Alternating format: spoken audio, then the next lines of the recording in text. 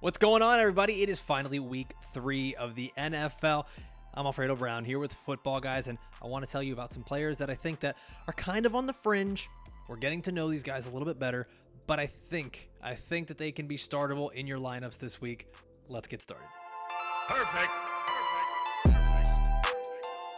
All right, we're going to work these players quickly, and the first guy on this list here is Darrell Henderson, the running back for the Los Angeles Rams. And Henderson continues to outpace Cam Akers while also running more routes. He's getting more snaps at the running back position, getting more carries, and frankly, he's been a better fantasy asset. Henderson got all the third down work, he got all the 2-minute drill work, and he got nearly all of the goal line work except for one snap. That led to a touchdown.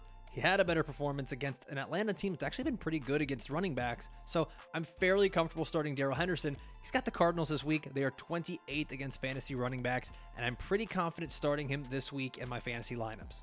Next player I'm looking at is running back Dameon Pierce. Listen, last week, Lovie Smith had said that they were going to get Dameon Pierce more involved, and they did. He had 88% of the rushing work in week 2, and Lovie Smith he's gushing over his rookie. He wants the rest of the players on the Houston Texans to, quote, be finishers the way that Dameon Pierce is. Okay, when he starts to just make these comments about a rookie player, it means that he really likes the guy. And I know that's so simple, right? And that's so surface level, but that's who Lovie Smith is. That's who a lot of these old school coaches are. They're not playing mind games. They're actually just saying what their strategy is. And he loves a tough, hard-nosed player like Dameon Pierce. They go up against the Chicago Bears this week, and Chicago's been rough against the run, to say the least. They are last in the NFL in rushing yards allowed per game. They're likely without their best defender, Roquan Smith, the linebacker. And Pierce just had 16 touches in week 2. We could see that number go up to 18, 20 plus even going into week 3 against the Chicago Bears, where the Texans are likely going to have a lead. Third player on this list is going to be Greg Dortch, the human Dortch. Fire up the Dortch. I don't have many other Dortch-isms, but Greg Dortch has actually been really surprisingly good. He's been the wide receiver 24 in fantasy to start the season, and I don't think anyone expected that. The Rams are going up against the Cardinals this week, and the Rams have a ton of injuries in the secondary. You're talking about guys like Troy Hill being out and a few other corners that are just likely not going to be playing this week.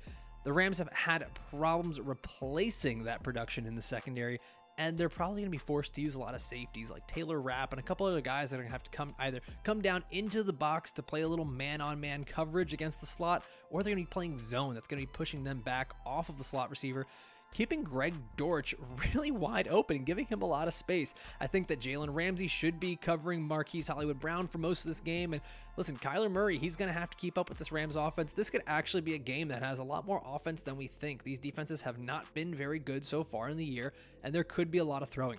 Greg Dortch, like I said, he's been the wide receiver 24 overall. I think he's a really easy wide receiver 3 play this week in fantasy. Next guy on the list, and I know what you're thinking, Homer, but you know what? This is the perfect blend of talent meeting opportunity, and it's Tua Tagovailoa. I mean, listen, the guy just went off for 6 touchdowns last week. It's kind of weird if we're not thinking about him being a starter, right? The Bills could potentially be without 7 defensive starters this week. They just placed Micah Hyde on season-ending IR, which, by the way, of those 7 starters missing, 3 of them are on the interior defensive line, 4 of them in the secondary. That means that their best defensive back going out there this weekend is going to be Kaiir Elam, the rookie out of Florida. Yeah, that worries me a little bit if I'm a Bills fan going up against Tyreek Hill, Jalen Waddle, and that absolute explosion that the Miami Dolphins had last week. Now, granted, the Bills have absolutely owned the Dolphins the last couple times they played them, but I don't know that this is going to be much of a defensive battle. I think we could see some serious fireworks in the passing game. Look for Tua and Mike McDaniel to get the ball out quickly, utilize Tyreek Hill, utilize Jalen Waddle, and try to avoid that Bills pass rush that has been so good against quarterbacks this year. This could be a really fun game to watch, and watch these skill players work their magic. All right, my last player here to start in week 3. It's a name that has kind of disappointed so far, but I think this could be a get-right week for him, and it's Juju Smith-Schuster. Now, the Colts tend to run a bit of a zone defense, and Juju has seen his yards per route run against zone coverage nearly triple.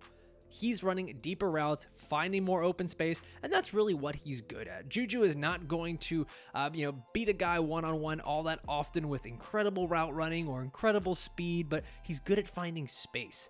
Now, I know that there's been a lot of fear with Patrick Mahomes and the Chiefs offense. They've been just kind of doing a little bit of a roulette here with the wide receiver skill team. And, we really still haven't seen Juju Smith-Schuster pop off yet. This Colts team, while I know a lot of people are saying they are awful, this could actually be one of those games that surprises a lot of people. And I think there could be a little bit more passing and a little bit more offense than we think. Juju Smith-Schuster also has not scored a touchdown this week. I'm thinking this could finally be the week. He's going to be going up. Listen, if Sky Moore is playing in this game and McCole Hardman is hurting right now, so he could be out, they've talked about involving Sky Moore a little bit more often in the offense. That could push Juju Smith-Schuster inside to the slot where he'd go up against Kenny Moore, who has struggled to say the least over these last 2 weeks. So there are some really good opportunities for Juju Smith-Schuster to get involved and be sort of a low-end wide receiver 3 for fantasy managers this week. Don't forget to hit like on this video and subscribe to the channel. We're going to be giving you start, sit, live stream on Sunday morning here on the Football Guys YouTube channel. And for more great info like this, more great videos from all of our analysts, head on over to footballguys.com.